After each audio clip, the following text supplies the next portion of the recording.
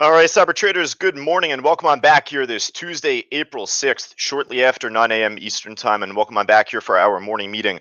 Once again, my name is Josh Levitan for all of us in social media, Facebook Live and YouTube, for all of our students live inside our trading room. Of course, you folks know who I am. Let's hop right into the thick of things here. We are watching CAN just heading into this morning meeting off a potential run up on Bitcoin. I'll see if I do my crypto stuff just down the line here in this meeting, but I really want to talk about the stocks that we ended up trading from yesterday, coming off of Easter weekend. Of course, Good Friday last week, markets were closed.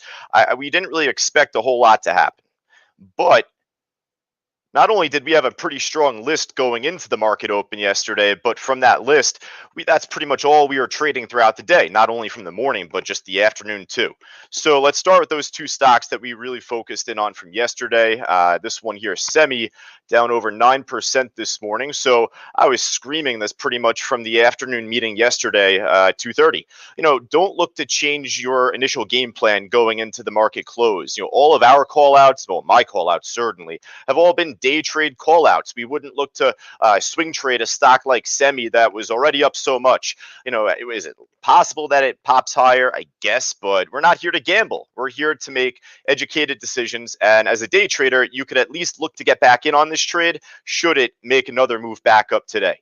So we'll talk about that in a moment. But from yesterday morning, at least, a really nice pre-market trade after 8 o'clock.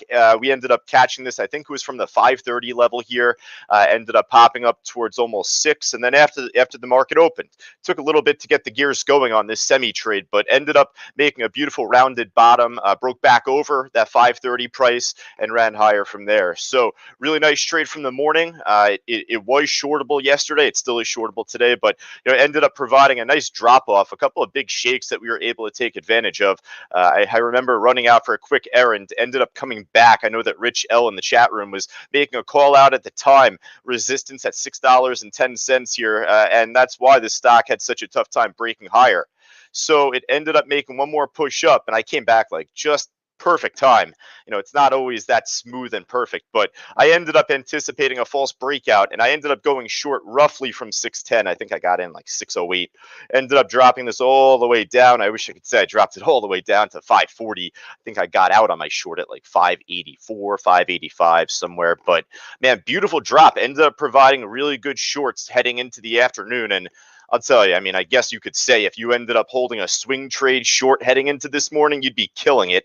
That was not our intent, though, heading into this morning. And with that, hey, CEMI still is shortable today, right? It's on the way back down to a major support level that we had from yesterday, the $5 support. So for right now, easily, I'll put this back on our watch list and probably be as interested in trading it this morning as I was from yesterday. I say that not necessarily because of like how volatile this could be, but it's honestly because this morning wasn't really a whole lot that caught my eye. We had a few stocks on our pre-market watch list. CEMI was one of them. So, you know what? This one still is like kind of on the top of my radar personally heading into the market open. We'll see if there's anything that looks better over time. The other one that we ended up trading from yesterday, and then from there, pretty much what we'll do is just go right from top to bottom across the gainers and losers list and see what else we have. The AMC trade. So really quick, just want to talk about the move from yesterday. I'll probably harp more on this coming up later this morning for all of our students and members here inside Cyber Group. We have our weekly workshop called Traders Talk. So we do that every Tuesday morning. I'll likely break down this AMC trade at least going into the morning. All right. But with that, just really quick for all of us in social media that don't have access to Traders Talk today, it's just to say this ended up making a beautiful run up after the market opened. Took a little bit, but ended up making a pop over its opening print. I think that was right off of $10.12. So as soon as it made that breakout, ended up making that run. It seemed like 10 was a resistance level. We'll talk about that later on. But otherwise, I say for all of our students live inside Cyber Group, I'm going to repost a message I made from earlier this morning. But any questions that you have, trades in which you'd like to cover with us, please send over a quick email right personally to my email address, josh@c2trading.com. That'll be the only chance for you to kind of have your trade or question to go over inside Traders Talk. So it's kind of first come, first serve. All right. And for all of us in social media, I'll offer that same option to you. We're not going to do that inside Traders Talk for you since you don't have access to that just yet. But I could write you back on the side. Send over a quick email. I just posted my email address right there for you. All right, so AMC for this morning, right? Because we love trading AMC. It came off of news yesterday. So we're going to put this back on our list. I mean, it's trading almost 1 million shares, so definitely pretty active, as it usually is each and every pre-market. Not really too much to write home about. I'm more interested in CEMI, certainly, as I am than I am on AMC. Maybe I'll come back to this at the end. I'm sure it provides opportunity either way, after the market opens up. But for right now, I just, nothing really too much to write home about. All right, so with that, let's just start from the top here. I got a stock that's popping right now. Actually, we'll just jump to it. It's number 2. SJ, probably soon to be number 1, but this thing's flying up. Man, this thing's making a beautiful pop up towards just the early pre-market high right now, roughly underneath 15.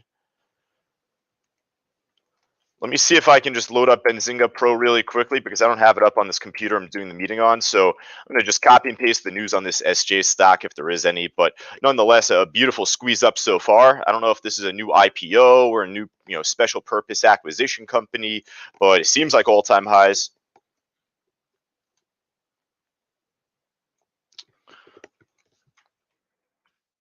All right, so SJ, Joy announces strategic alliance with Snip Interactive to launch new royalty and reward system and to explore Bitcoin and NFT rewards for its 250 million users. Pretty interesting. That's a pretty big number too. 250 million users exposing themselves now towards Bitcoin and NFTs. So I wouldn't imagine all the other NFT stocks will pop right away, but maybe we'll keep an eye on them just down the line here. That's the news for the SJ stock. All right. I'll tell you, for pre-market, spreads are actually not terrible. They're fluctuating, which is expected, but relatively tight given what we're seeing. So I'm still going to wait the first 3 to 5 minutes after the market opens on this. If it pops right out the gate, flies without me, who cares? I'll find another stock. I'll probably just jump right back to CEMI. But nonetheless, this is definitely on the top of our radar as well heading into the open, just definitely more volatile. I want to wait the first 3 to 5 minutes on this, but we'll look to see if that can make the slingshot from there. Oh, actually, you know what? I'll tell you, I skipped over this. I said I was going to, but number 1, the BTX. Now, really quick, for all of us live inside Cyber Group, maybe you could help me out. Has anyone had an issue this morning loading up data on this BTX trade? Because I figured I'm signed up to all the data packages. I don't know why this isn't showing right now. It says data request failed, and it shows just, basically one bid, one ask. Folks, that is not the case with this stock. It's trading 9 million shares roughly heading into the market open. This thing has a consistently tight spread. It has, good liquidity on the order book. So it's definitely painful for me to say this. I'm probably not going to focus on this trade myself going into the open, provided for some wacky reason I can't load the data. That's me myself. But for Lori, for Skip, for John, for Terry, for Ken, for Randy, Charles, Phil, everybody else, if you could trade this, then definitely put this on the top of your watch list heading into the open. I know this has a penny spread and really good volume on the book. I don't know what the heck happened to the stock as far as the daily chart. Ended up, it looks like it got halted back in November. It took a time machine into March and reopened from there. And then it looks like I think this is yesterday, right? Yesterday's trading, I guess this could have been, was this the after hours or? Yeah, I guess it reflects the after hours pop. It ended up making the big squeeze, I guess. But nonetheless, heading into the market open, if you could trade it, go for it. Me personally, unfortunately, I'm not going to call it out. I don't know what's happening here. Oh yeah, with that in mind, really quickly, I just copy and paste the news on this BTX if you're interested. All right, so BTX trading higher after multiple Form 3 filings late Monday night showed new stakes by insiders. When an insider buys shares, the market may perceive it as a sign of confidence in the company's outlook, blah, blah, blah. All right, so seems like general news headline there for the SJ stock, or BTX stock, I'm sorry. Oh, I don't. Oh, you know what? I'm sorry. I didn't. For some reason, that didn't copy. It was double on the SJ stock there. One sec. There we go. That's the new snippet for the BTX. Just if you're interested. All right, so we ended up doing pretty well in pre-market. It was early. It was after 8 o'clock at least, so I know a bunch of us were able to capitalize on this trade. the PHUN stock, we ended up seeing news pop up on PHUN, and unfortunately now it's making the type of move that we have seen it make over the months and years of us calling this out. So the news on this stock, it looks like trading higher after the company's board authorized the Bitcoin purchase for its blockchain ecosystem launch, a bunch of buzzwords that I'm a fan of. Right. So, ended up making a nice move from roughly 190 and held support there. A lot of buying came in off two. I would imagine two to hold initially, but if it does dip down to 190, perhaps that could be like a complementary support level. It's just for me to say I'm not expecting this to run right out the gate. And if it does, just be careful for a false break right away after. Certainly more of like a level 1 or 2 trade heading into the market open. This is like what BTX should look like in terms of the order book. If you have the data for it, or if it's not like, for some reason, if it's not if it is showing the data, I should say that BTX stock, I would imagine it for it to look pretty similar to what PHUN looks like here. All right, so WEI, another known stock that we've called out, not necessarily as often or frequent as PHUN, but I just remember this just back from October time, pump and dump type play here as well, early pre-market. I'm sure this made a run, opened at 274 back on November 25th, or 222. It hit a high of 274, closed at 204. So again, the stock has been known to make that pop up, rapid dump back down. So what you're seeing right now, we're kind of at a shortage of stocks to put on our main watch list so far. So, we'll slip this on here. It's definitely more of like a level 1 or 2 trade similar to PHUN.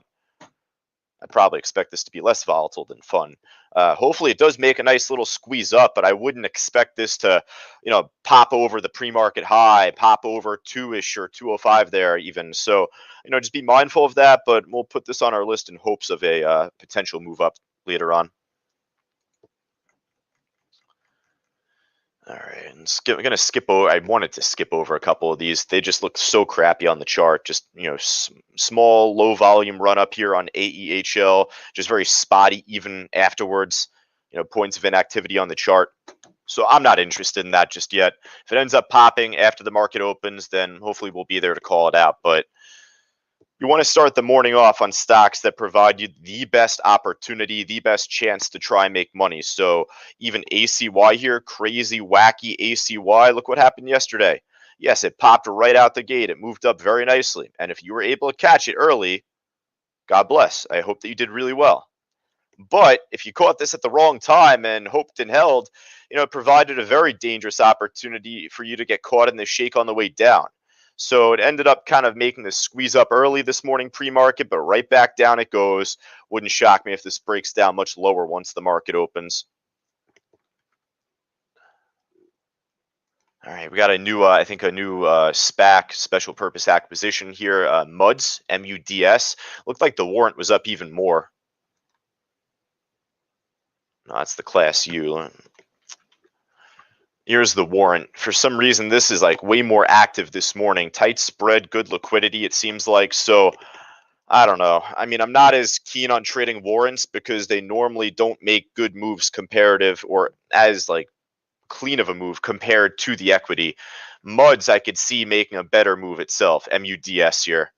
So I'll put this on our list. This definitely has good liquidity on the book, and I guess no issue for me on this one. But yeah, MUDS, I like this one so far. Should it break higher, build more support after the market opens, perhaps off 1050? Alrighty. Let's see what else we got here, folks. Really, we're kind of down the bottom of the barrel on the gainer side here, below 5%. BWEN? Nope. All right, we'll hop over to the losers list. Folks, if there's anything that's up big, I'll just kind of start with that. Type it in the chat board. Let me know. Oof, Ebon, what the heck happened here? Jeez. I mean, I figured I wasn't going to trade it this morning. We talked about Ebon yesterday. I was talking about the direct offering or common stock offering, how it's phrased. They listed the price at $6.10 per share. That was back from Thursday of last week. It didn't drop nearly down to that price. Yesterday, it just kept dropping. So I was assuming it was going to approach 610 at some point today. But I wasn't really that interested in trading it. This just makes me want to look at Benzinga Pro to see what the news is. So the news on Ebon, and this definitely is not good for the company. We had news out yesterday on this stock regarding them launching a cryptocurrency exchange. That sounds like good news. Well, we ended up just having more news out on this company from this morning. From our good old friends at Hindenburg Research. I say good old friends because they are known for releasing short reports on companies, just like Greg wrote in the chat board. I'm just going to copy and paste the official headline. Yeah, Hindenburg Research ended up issuing a short report, a bearish report on eBang, International EBAN. So for right now, I mean, it's interesting. I'm going to put this on our watch list. If you could somehow short it, then God bless. But, I'm more interested in a potential dead cat bounce. So I'm putting this on our watch list for that reason. I don't know when I'm going to get that dead cat bounce, if at all. Perhaps maybe at 5. And that's not to say I'm going to swing trade this, folks. That's all in terms of a day trade. But, otherwise, if eBank dropped as much as it did yesterday, and then it's dropping another 14% today, I'm going to keep my eye out on it. We'll put this on our quote unquote watch list. It doesn't mean I'm just going to, buy it right now and wait for the squeeze. This might crap all the way down to 5 or below once the market opens. So I'll tell you, I'm actually pretty bullish on Bitcoin. Well, I'm always bullish on Bitcoin. I'm particularly bullish on Bitcoin going into today, tomorrow, this week in particular. So I was hopeful to see EBAN make a move up. I was hopeful to see CAN make a move up. I was going to jump to Canon at some point during this meeting, jump back to it, I should say. We started off at this when we did the meeting here. But yeah, this one's dropping off right now too, taking a bit of a hit.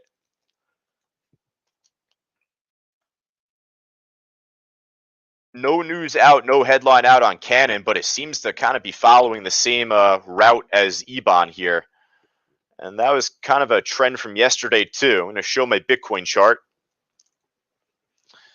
This is the hourly chart. So Bitcoin, at least by yesterday, ended up making a nice pop. It had pulled back slightly, but we're waiting for a big squeeze up to break out over 60K again. And when that happens, we're going to see a nice clean move on all of these crypto, Bitcoin mining related stocks.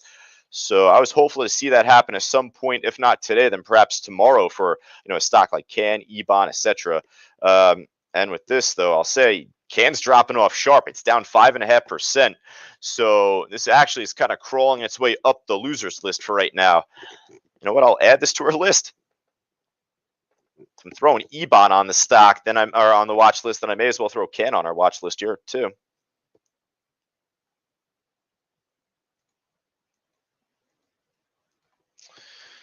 All right, folks, I'll tell you, that's pretty much all it from me. If there's anything else that looks good, up, down, left, right, more than 5%, just type it in the chat board. Let me know right here quick.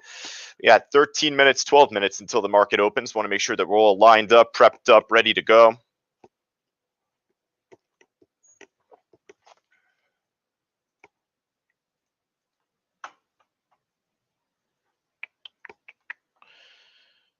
Jump to Benzinga Pro one more time, perhaps, just to see if there's any other stocks that are, popping, making a big move just live right now.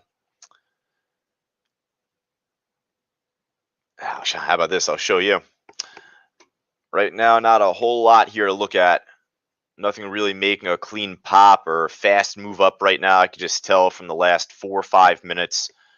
Some familiar names may be hitting high of the day. Maybe I could jump to a UAVS. I know it's not as active this morning in pre-market. That was one that I think that we ended up trading yesterday afternoon. Made a nice little squeeze up.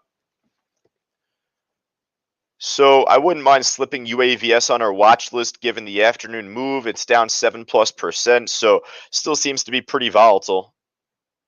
Didn't provide like a great pre-market opportunity so far this morning, but I'm sure it will once the market opens. I don't mind slipping the UAVS on here at the end.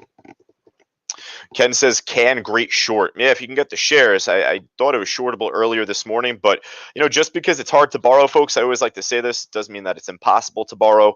You could always request shares directly from your broker, right from the platform. All right, folks. So what I'll tell you what, that's pretty much it from me. So I'm going to make sure I'm ready myself heading into the market open. And for right now, for all of us live on social media, just give me a quick moment. I'll copy and paste the picks for you folks there. For all of us live inside the trading room, I'll do the same, but I'll jump back on the mic though very shortly from now in just about like 10 or so minutes as the market opens up. All right, one more time for all of us on social media. Any other questions that you folks have, make sure that you send over my way, right over to josh@ctutrading.com. Josh Levitin, senior instructor here with Cyber Trading University. And then aside from that, if you're interested, feel free to join us live inside our trading room. Go right down to the link on the banner below to sign up. All right. I look forward to speaking with you folks later on today at 2:30. Take care.